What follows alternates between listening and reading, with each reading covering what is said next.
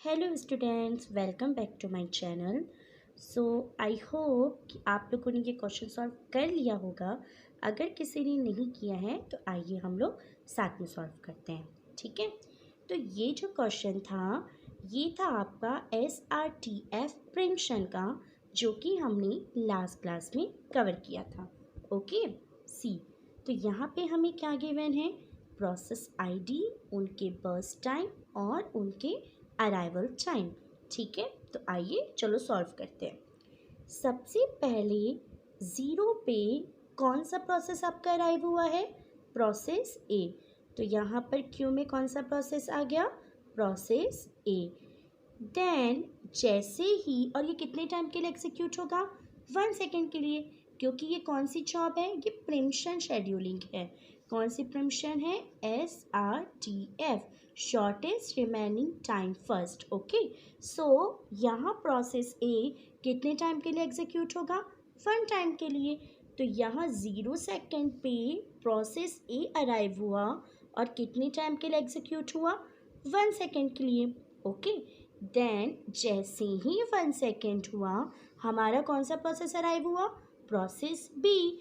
तो process B कहाँ आ गया? क्यों में प्रोसेस बी आया और ये कितने टाइम एग्जीक्यूट होगा? Only 1 second. तो 1+1=2। जैसे ही 2 सेकेंड हुआ, तो कौन सा प्रोसेस अराइव हुआ? प्रोसेस सी। तो यहाँ कौन सा प्रोसेस आ गया? सी। और ये कितने टाइम चलेगा? 1, क्योंकि प्रिम्पशन है। ओके, तो यहाँ पर 2+1 हो गया 3। अब देखते हैं, जैसे ही 3 सेकेंड हुआ, क्या कोई प्रोसेस अराइव हो रहा है क्या? नहीं। प्रोसेस 4 पे कौन सा आया है? प्रोसेस डी आया है आपका 4 सेकेंड पे। और 4 सेकेंड पे कौन सा प्रोसेस आया है? प्रोसेस ई। तो चलिए, जैसे ही 3 सेकेंड हुआ, हमारा कोई प्रोसेस अराइव नहीं हुआ, तो उस टाइम पे हमारा CPU क्या हो गया? आइडल हो गया। ओके, अब देखते हैं 4। जैसे ही 4 होता है, तो यहाँ पर हमारे पास कितने प्रोसेसेस हैं? प्रोसेस डी भी 4 पे आया है, प्रोसेस ई भी 4 पे आया है। तो रूल क्या कहता है?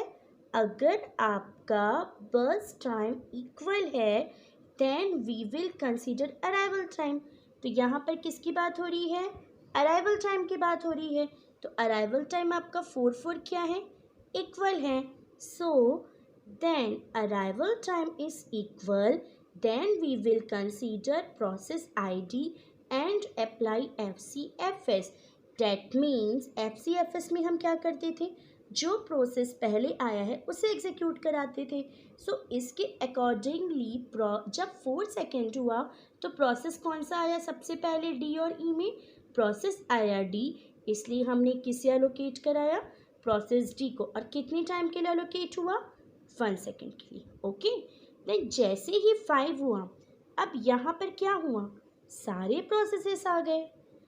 5 हुआ, SRTF क्या है? Shortest remaining time first. हमने क्या किया? प्रिम्पशन को फॉलो किया। प्रिम्पशन क्या कहता है?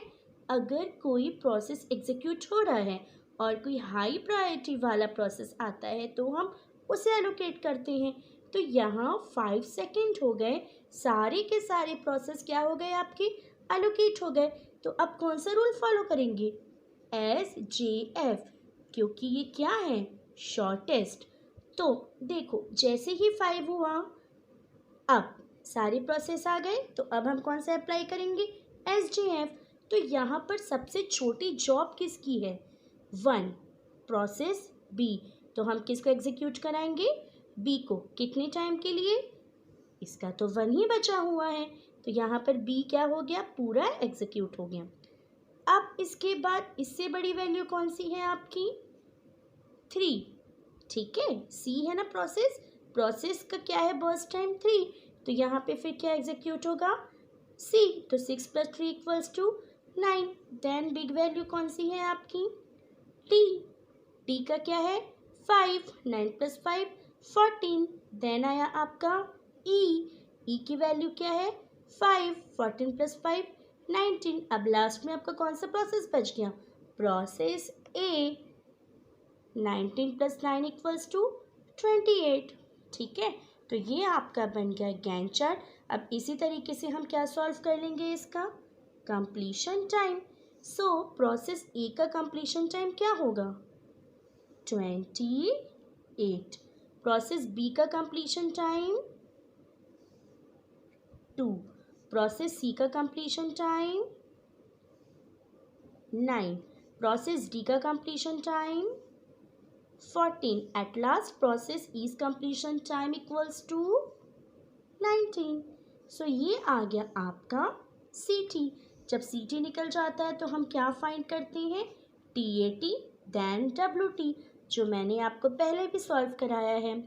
अब देखिए इसमें क्रॉस चेक हम कैसे करेंगे कि हमारा गैंट चार्ट परफेक्टली फाइन बना है या नहीं। जो आपको बर्स्ट टाइम गिवन होता है इसका टोटल सम आपके गैंट चार्ट की एग्जीक्यूशन टाइम के इक्वल होता है। यहाँ हमारा कब ख़त्म हो रहा है प्रोसेस 28 पे फिनिश हो रहा है। ठीक है, और आपके बर्स्ट टाइम को जब हम ऐड कर रहे हैं तो टोटल कितना आ रहा है 10 + 2 12, 12 + 4 16, 16 + 6 6 देन 5 = आता है आपका 27। बट यहाँ पर जब 3 to 4 सेकेंड था तब आपका प्रोसेस क्या था आइडल था, इसलिए आपका टोटल आया है 28। लास्ट जो मैंने क्वेश्चंस कराए हैं उसे भी आप सॉल्व करके देखिएगा, आपके सम इक्वल आएंगे। सो TAT और WT मैंने प्रीवियस क्लास में आप लोगों को सॉल्व करना बताया है। जो मेरा आज फर्स्ट टाइम वीडियो देख रहे हैं उनसे रिक्वेस्ट है कि आप पहले की जो वीडियोस हैं वो देख लें, देन आफ्टर आप आगे बढ़ें। 1 बाय 1 करके CPU शेड्यूलिंग के एल्गोरिदम को सॉल्व करें, आपका ये टॉपिक डेफिनेटली हो जाएगा क्लियर। ओके, सो आगे मिलते हैं हम राउंड रॉबिन के वीडियो के साथ। Thank you.